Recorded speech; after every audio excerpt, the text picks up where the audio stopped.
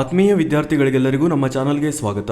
ಯಾರು first time channel ನೋಡ್ತಾ ಇದ್ದೀರಾ ಚಾನಲ್ನ ಸಬ್ಸ್ಕ್ರೈಬ್ ಮಾಡಿ, ಅದೇ ರೀತಿ ಬೆಲ್ ಐಕಾನ್ನ ಪ್ರೆಸ್ ಮಾಡಿ ಅಂತ ಹೇಳ್ತಾ, ಸೊ ನಮ್ಮ ಟೆಲಿಗ್ರಾಮ್ ಗ್ರೂಪ್ ಲಿಂಕ್ನ ನಿಮಗೆ ಕಮೆಂಟ್ ಸೆಕ್ಷನಲ್ಲಿ ಪ್ರೊವೈಡ್ ಮಾಡಿರ್ತೇವೆ. ಸೊ ದಯವಿಟ್ಟು ಜಾಯ್ನ್ ಆಗಿ. ಓಕೆ, ಸೊ ಇವತ್ತಿನ ಟಾಪಿಕ್ ಇರುವಂಥದ್ದು ಮುಂಬರುವ ನೇಮಕಾತಿಗಳು ಸಿವಿಲ್ ಇಂಜಿನಿಯರಿಂಗ್ಗಳಿಗೆ. Okay, upcoming recruitment in civil engineers, AE ಆಗಿರ್ಬೋದು, ಜೆಇ ಆಗಿರ್ಬೋದು, ಮತ್ತು ಕೆಲವೊಂದು ಇಂಪಾರ್ಟೆಂಟ್ ಮಾಹಿತಿಗಳನ್ನು ಇವತ್ತು ಶೇರ್ ಮಾಡ್ಕೊಳ್ಬೇಕು. ಸೊ ವಿಡಿಯೋನ ಕೊನೆವರೆಗೂ ನೋಡಿ.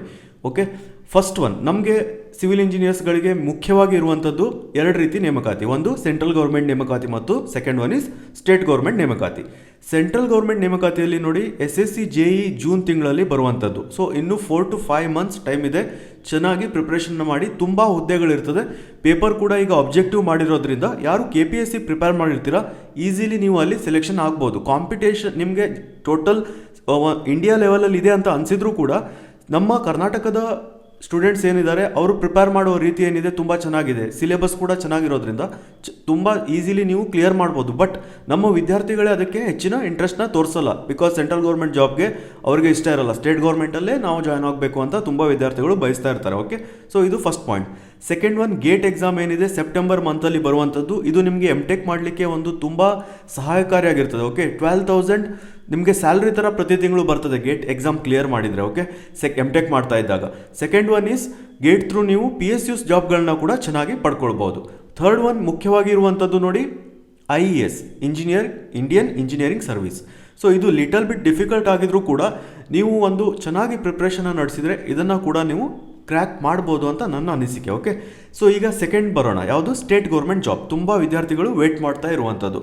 ನೋಡಿ, ಸ್ಟೇಟ್ ಗೌರ್ಮೆಂಟ್ ಜಾಬಲ್ಲಿ ಏನಾಗಿದೆ, ಈಗ ಮುಖ್ಯವಾಗಿ ಒಂದು ಅಪ್ಡೇಟ್ ಬಂದಿದೆ. ಏನಂದರೆ ನೋಡಿ, ಒಳ ಮೀಸಲಾತಿದು ಮಸೂದೆ ಏನಿತ್ತು ಅದು ರಾಜ್ಯಪಾಲರು ಕೆಲವೊಂದು ಕ್ವಶನ್ಸ್ಗಳನ್ನು ಕೇಳಿ ಅದನ್ನು ವಾಪಸ್ ಮಾಡಿದ್ದಾರೆ ಅಂತ ಒಂದು ನ್ಯೂಸ್ ಬರ್ತಾ ಇದೆ. ಓಕೆ, ಸೊ ಆದ್ದರಿಂದ ನೀವು ಒಳ ಮೀಸಲಾತಿದೇನಿದೆ ಅದು ಫೈನಲ್ ಆಗಬೇಕು ಡಿಸಿಷನ್ಸ್ಗಳು.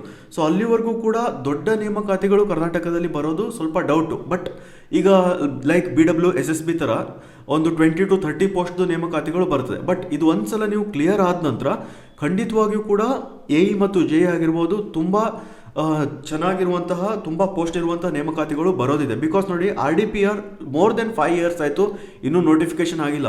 ಅದು ಏನಾದ್ರು ನೋಟಿಫಿಕೇಶನ್ ಆದರೆ ಮಿನಿಮಮ್ 200 to 300 ಪೋಸ್ಟ್ಗಳು ಫಿಕ್ಸ್ ಆಗಿ ಬರ್ತದೆ. ಸೊ ಆದ್ದರಿಂದ ವೇಟ್ ಮಾಡ್ತಾ ಇರಿ. ಬಟ್ ಈಗ ಸಣ್ಣ ಪುಟ್ಟ ನೇಮಕಾತಿಗಳು ಖಂಡಿತವಾಗಿಯೂ ಬರೋದಿದೆ. ಬಟ್ ದೊಡ್ಡ ನೇಮಕಾತಿಗಳು ಬರಬೇಕು ಅಂದರೆ ಒಳ ಮೀಸಲಾತಿದು ಫೈನಲ್ ಆಗಬೇಕು ಏನು ಅಂತ ಡಿಸಿಷನ್ಸ್ಗಳು. ಸೊ ಅದಾದ ನಂತರ ನಿಮಗೆ ಉತ್ತಮವಾದ ತುಂಬ ಪೋಸ್ಟ್ಗಳಿರುವಂತಹ ನೇಮಕಾತಿಗಳು ಬರೋದಿದೆ. Okay, so if you have any doubt comment below. ಧನ್ಯವಾದಗಳು, ಶುಭ ದಿನ.